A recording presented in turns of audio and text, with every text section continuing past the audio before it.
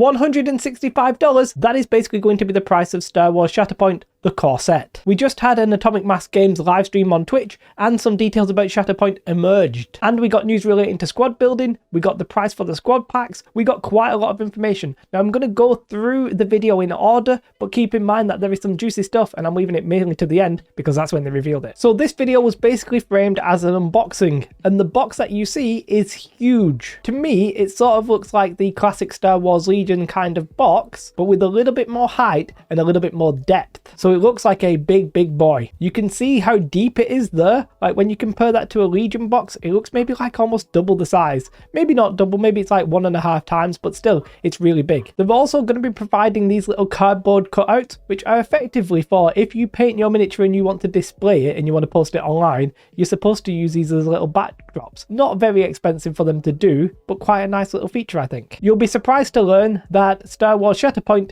is going to use tokens. Damage tokens, force tokens. There's obviously going to be a variety of tokens that they mentioned. One thing that I'm not sure we'll show here is that they are also going to be using movement tools and range tools, and they're in the box as well. There is a core book provided as well, which looks to be, I'm guessing, sort of similar to the new Legion one, right? Each layer of the box is separated by these little cardboard separators. There appears to be 2 big bags full of terrain. We've pretty much seen the terrain. It's the one in the trailer, you know, the ones with like the walkway in between and the big buildings at the side. 2 big bags of terrain. There's a brief little shot here of the bases. They look like they're going to be using Marvel Crisis Protocol size bases. We sort of already knew that. And the movement tools and the range tools and stuff like that, everything is looking like Marvel Crisis Protocol. Let's just accept that. Now this looks to be very interesting. This I think is sort of also borrowed from Marvel Crisis Protocol or something similar. It looks like that each side is going to be placing cubes and whoever gets to the middle, I'm guessing, wins, or whoever's farthest along maybe wins. Maybe you can go past your opponents.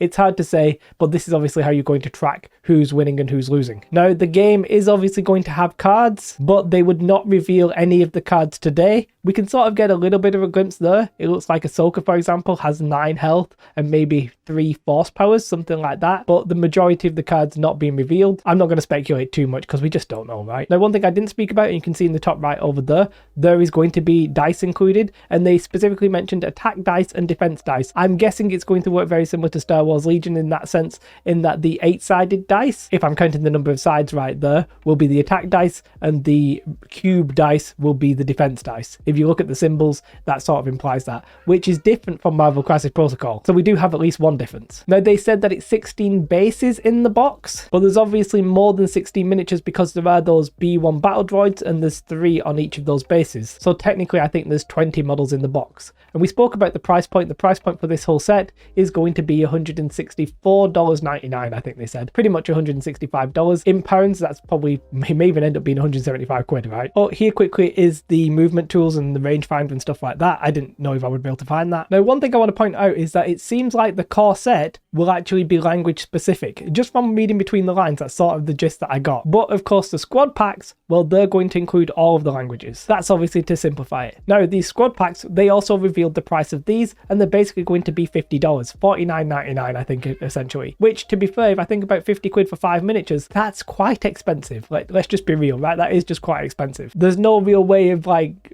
sugarcoating that. I think the game is just going to be that expensive. So the big news when it comes to squad building is the fact that you can mix and match. The good side or the light side can play with the dark side. There is no restriction, it sounded like, in that regard. Now, I still think the game is going to be 2 squads per side, and they did say that basically these boxes are ready-made squads. However, it was strongly hinted at, pretty much overtly stated, that you are going to be able to customize your squad. So yes, you can just buy the squad, build it, play with another squad, or it sounds like you're going to have like a way of creating a squad. Now I'm guessing there will be restrictions in that, so I'm guessing like General Kenobi, for example, he might only be able to have specific kinds of models in his squad. Now there is a bit of a downside to this whole thing in that it basically means everybody can use every miniature. So when we get 2 squad packs at launch, technically if you want to collect everything and use everything, you should buy both of those, which would basically be $165 for the core set, and then an extra $100, $50 for each pack. So you'd be looking at $265 if you want to have everything at launch. One thing's for certain, it's not looking like a very cheap game. It was also confirmed that the game will be on a 3x3 playing field. We pretty much knew that would be the case. It's very much in the Marvel Crisis Protocol vein. There's going to be a painting stream in a couple of hours. I'll probably check that out, but I'm not sure what's going to get revealed. But yeah, it's going to be very hard, I think, to say,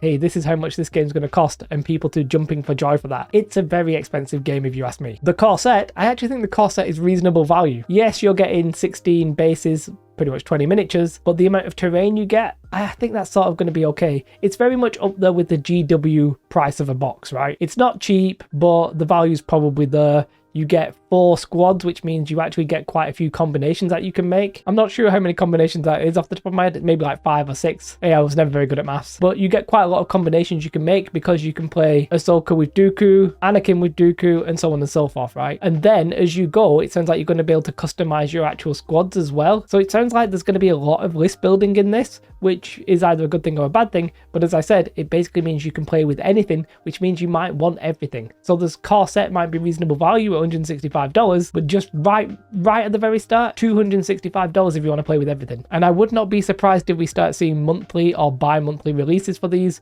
where we basically get 2 sets every X period of time. Yeah, I think the price point is going to be very much a core issue when it comes to this game, even though I think for the core set, it's actually okay. Let me know your thoughts in the comments below. If we have any more news, I'll be sure to cover it. If you want to keep up to date with that, make sure you hit the subscribe button. Goodbye.